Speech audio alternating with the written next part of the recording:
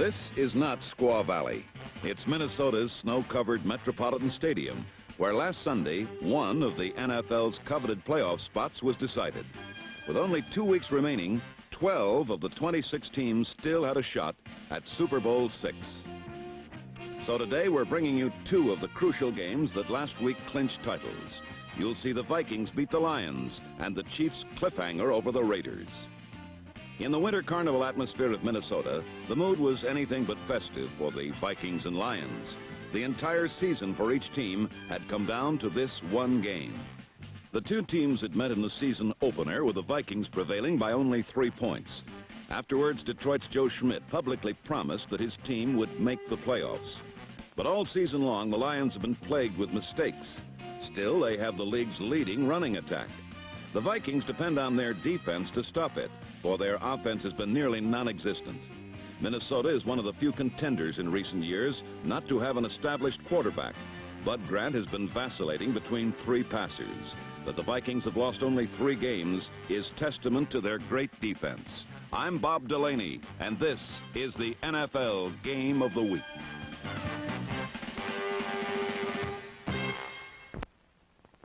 In sunny 20-degree weather, a standing room only crowd would see whether the Lions could overcome the Vikings' proud defense. They had only to wait until the game's third play for the answer. Greg Landry's first pass was picked off by linebacker Roy Winston and returned 29 yards to the end zone. It was the first touchdown scored by the Viking defense this season, compared with 7 in the same number of games in 1970. Minnesota was coming off a loss to San Diego, in which the Chargers stung the Viking defense by scoring a season's high 30 points against them. Today, they were out to avenge that indignity, as kick returner Ron Jesse can testify.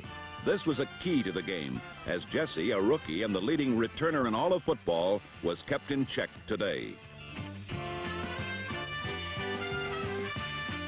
On this second series for Detroit, Landry stayed with the air route despite the fact his 2 leading receivers, tight end Charlie Sanders and flanker Earl McCullough, wouldn't play today due to injuries.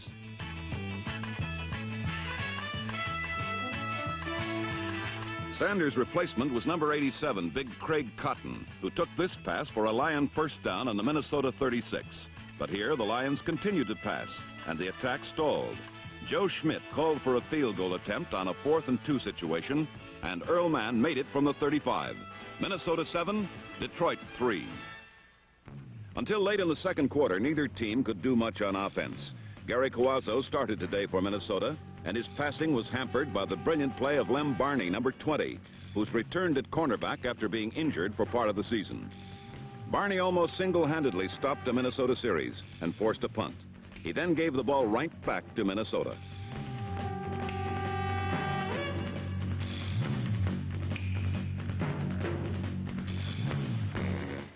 This second Detroit turnover gave the Vikings the ball on the Lion 10-yard line, and Joe Schmidt helplessly watched as Coazzo moved the ball on the ground.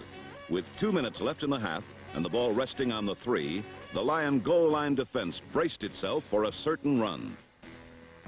The man in the spotlight is Clint Jones, number 26, who this year has taken over for Dave Osborne as the Vikings' premier runner. Jones got the call, twisted past several tackles, and just got the ball over the goal line for the touchdown. Detroit's errors had given the Vikings 2 touchdowns and a 14-3 lead.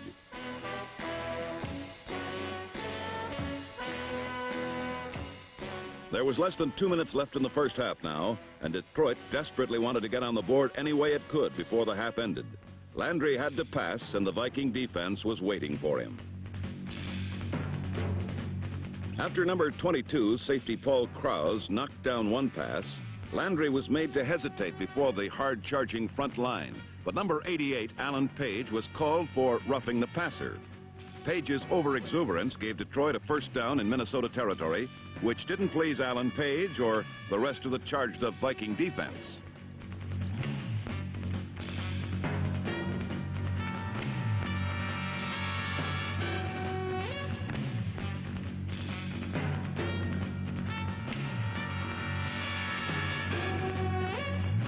On the very next play, Page got his revenge, and number 88 made certain the official who had called the penalty realized it.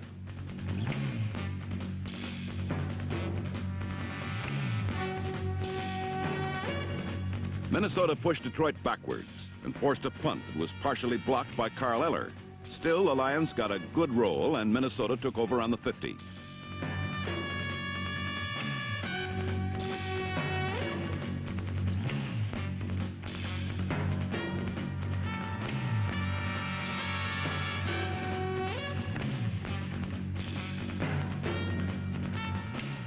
On the next play, Detroit got their first break of the afternoon. Safety Wayne Rasmussen picked a deflected pass off the grass for an interception on the Detroit 36-yard line.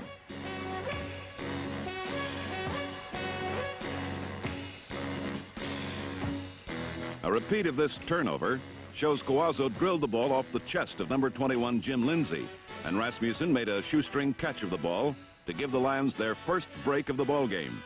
Unfortunately, they had less than a minute to take advantage of it. Landry wanted to throw long, but the Viking prevent defense allowed only the outlet pass to his setbacks. Steve Owens advanced with 2 such passes, but got no further than the Viking 45, where Errol Mann's 53-yard attempt was much too short. The break went for naught, and the half ended 14-3.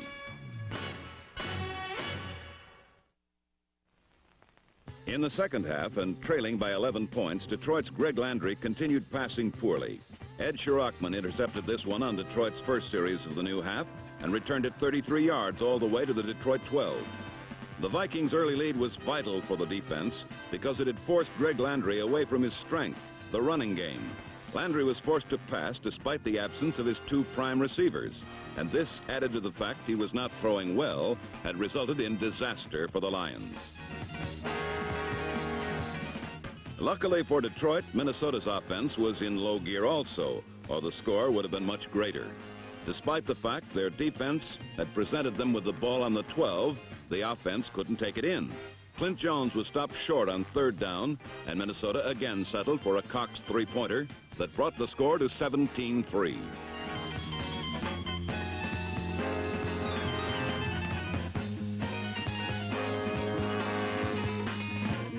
On the next series, with Bill Munson now at quarterback, Detroit continued to error. Aldy Taylor hit the line, lost the ball, and the Vikings' Bobby Bryant scooped it up, then lateral to Roy Winston, who raced alone down the left sideline with what appeared to be his second touchdown of the day. It would have put Detroit in a hopeless position.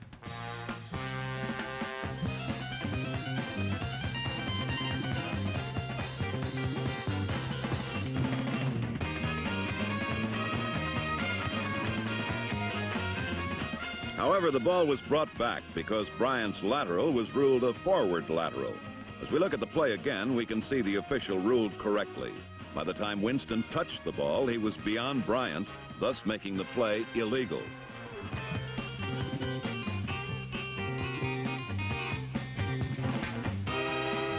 Minnesota didn't have a touchdown, but they did have possession of the ball on the Detroit 43. They didn't have it for long. Gary Coazzo threw to Stu Voigt, who tipped the pass into the arms of Lem Barney at the 45. Barney dodged tacklers all the way to the Minnesota 28, where he met Ed White head-on. Detroit had their second big break of the day, and this time they capitalized on it.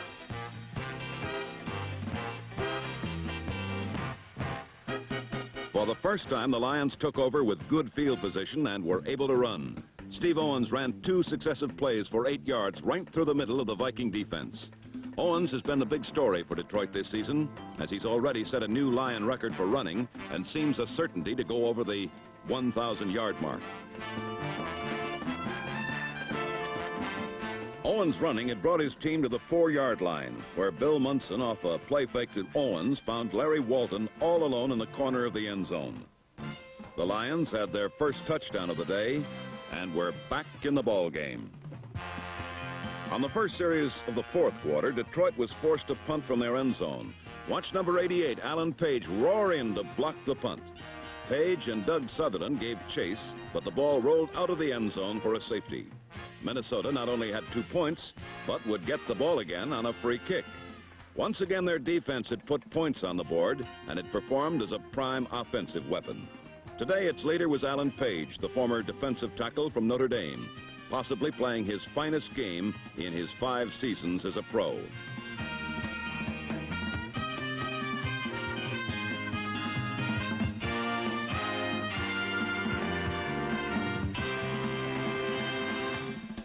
The Vikings converted their free kick opportunity into a field goal, and it zoomed their lead to 22-10 when Bill Munson, trying to get his team back in the game, tried a pass with Gary Larson hanging onto him.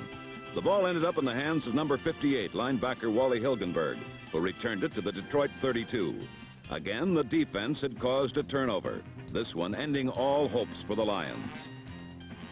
Another look at this vital play reveals Jim Marshall, number 70, caused Munson to delay his throw, giving Larson time to bore in.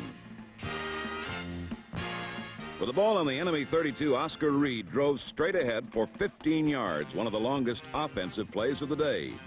3 plays later, Fred Cox tried a field goal from the 15, and watch this one closely, or it's unlikely you'll ever see another play like this one.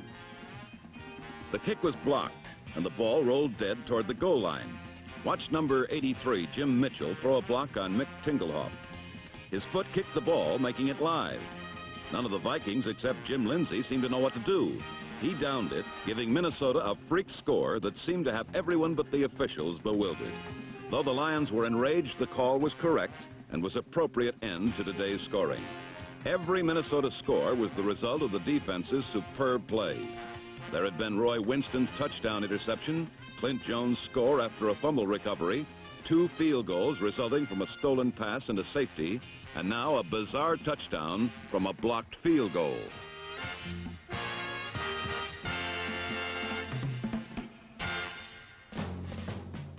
Appropriately, Detroit's last effort, a Munson pass, was negated by the Viking defense.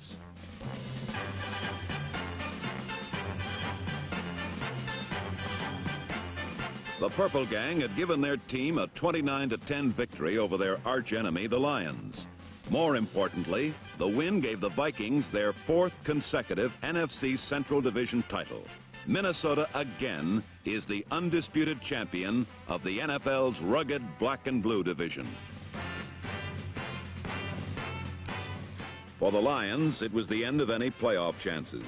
They now face a long winter of reevaluation as to why Joe Schmidt's playoff promise didn't come true. From the frozen Northland, we go to the frozen Midwest, where the Chiefs and the Raiders battled for the best in the AFC West. Kansas City drew first blood in the game. On their first series, the Chiefs had driven deep into Raider territory, only to miss a field goal. Here on their second, Dawson used the same strategy, mixing the run and the pass. Wary of the run, Dawson's play-action fake froze the Raider line, giving him time to pass and giving Otis Taylor time to clear his route in front of the Raider safeties. The Big O cantered in with the first of what would be many crucial plays he'd be involved in, and the Chiefs led 7-0. The Chiefs, in fact, dominated the first quarter both on offense and defense. The Raiders figured not to be able to run well against the AFC's second-best rushing defense, and they couldn't. But Darryl LaMonica did figure to be able to get to the Chiefs through the air, if not on the bomb, on short passes to his setbacks, and on medium ones to the AFC's top receiver, Fred Biletnikoff. He had some success on the short ones, but even though he had great protection, he was way off target when he tried for Biletnikoff on the 3rd down play, and Oakland went scoreless in the first quarter. The Chiefs, too, went scoreless the rest of the quarter and were burned badly by a penalty that nullified this typical Dawson to Taylor explosion.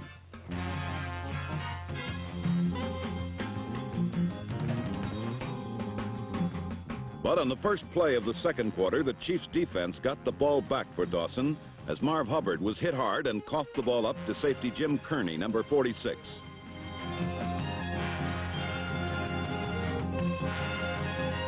It was the game's first turnover, and the Chiefs did not waste it as they added a Jan Stenerud field goal here to make it 10-0. Then Oakland began to move the ball on the ground for the first time. Behind Gene Upshaw's blocking, Marv Hubbard, number 44, rolled to midfield.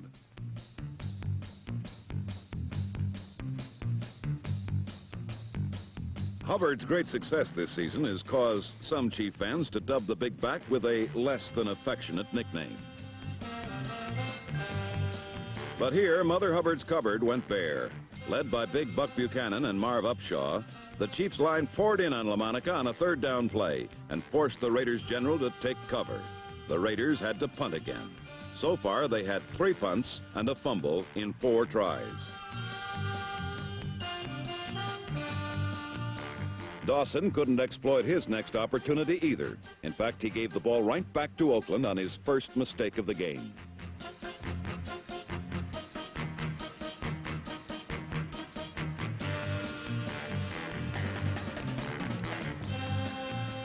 Nehemiah Wilson's theft set the Raiders up deep in Chiefs territory.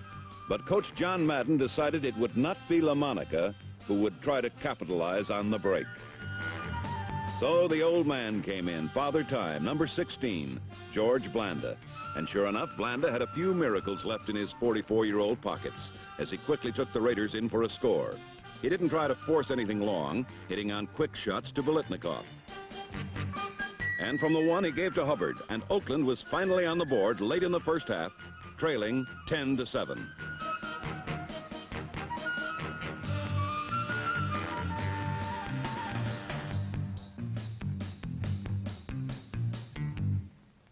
There were 48 seconds left in the half when Lenny Dawson took over on his own 35. Using his setbacks on runs and short passes, Dawson took the Chiefs to the Oakland 36, where he had 8 seconds left and no timeouts.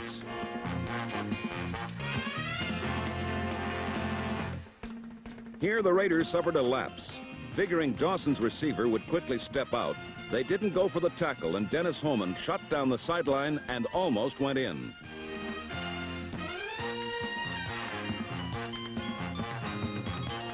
The play covered 7 seconds. There was 1 second left, time enough for Stenerud to kick his second field goal, and the half ended with the Chiefs ahead by 13-7. Dawson had just executed the most important 2-minute drill of the year in the AFC West. In the third quarter, both defenses were excellent, and both teams went scoreless.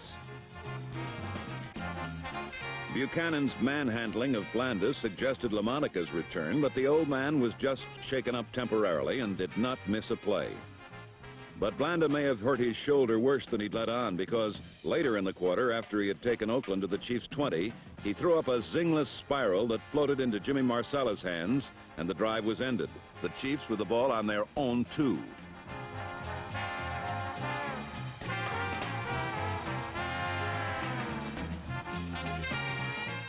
From here, Big Ben Davidson did his jumping swan dive impression to avoid a roughing call. That he did, but Dawson completed the pass anyway. However, the Chiefs bogged down and had to punt, and the Raiders' Gerald Irons blocked it. When it was finally recovered, the Raiders had their biggest break of the game on the Chiefs' 26.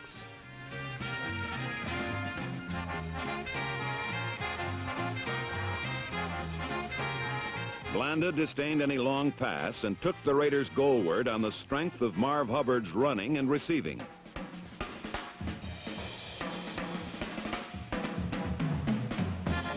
On the first play of the final period, Blanda shrewdly threw the ball as soon as he saw Rod Sherman collide with Johnny Robinson and got an interference call and a 1st and goal at the 1.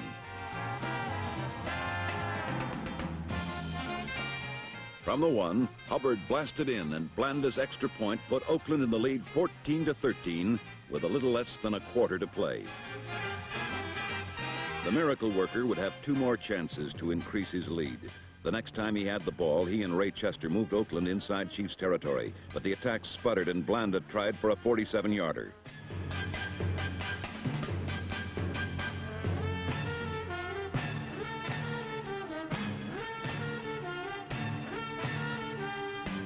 Blanda gives you the result.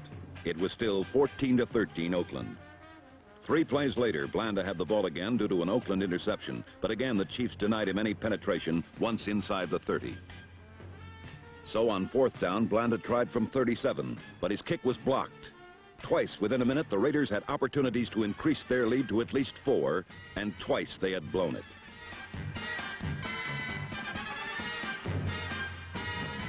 So with 5 minutes left in the game, the Chiefs' defense left to an ovation, and Lenny the Cool took over on his 7. He was immediately faced with a 3rd and 10, so the Iceman threw it right to icebox number 89, and the Big O got the 1st down.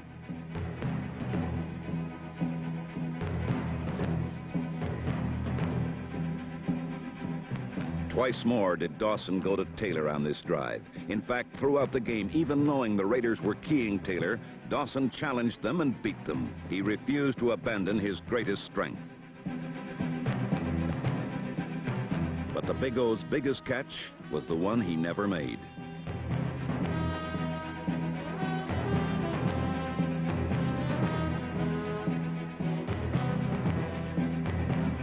Fate and a foot had dealt the Raiders snake eyes as Jimmy Warren accidentally tripped Taylor at the Raiders' 12. It was still interference as the Raiders' offense watched intently. Dawson wanted only to make sure his runners did not fumble, and Wendell Hayes carried 3 times, holding the ball, getting to the 3. It was now 4th and inches on the 3, and Dan Connors discussed the strategy with Coach Madden. Meanwhile, Hank Stram had decided to play it safe, to go for the field goal. The Raiders' only hope was to block it. But it never happened. On the frozen Kansas City field, another Iceman had kicked the Chiefs into a 16-14 lead. Hank Stram has called Stenerud the most important man on the Chiefs, and he'd come through again. Now, with a minute and a half, the story of the rest of the game was written on Dan Connors' face as he watched the Miracle Man run out of miracles. With one last down, the Chiefs' reactions told the same story from the other side, and there was no doubt about the result.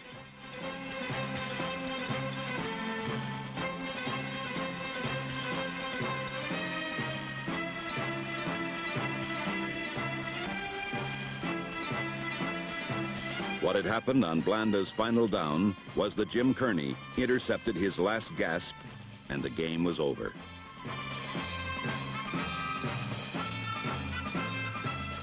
So the Raider dynasty was through, at least this year, as they were eliminated from the playoffs with this loss. 8 out of the last 9 times these two teams have met, first place has been at stake in their division or conference. And it's the first time since '66 that the Chiefs have wound up number 1. They did it, as they've done most of their victories this season, with an aggressive defense, a Norwegian with a golden foot, and 2 of the coolest performers to ever play the game, Dawson and Taylor. It's a combination that may take them back to 1966, to the Super Bowl.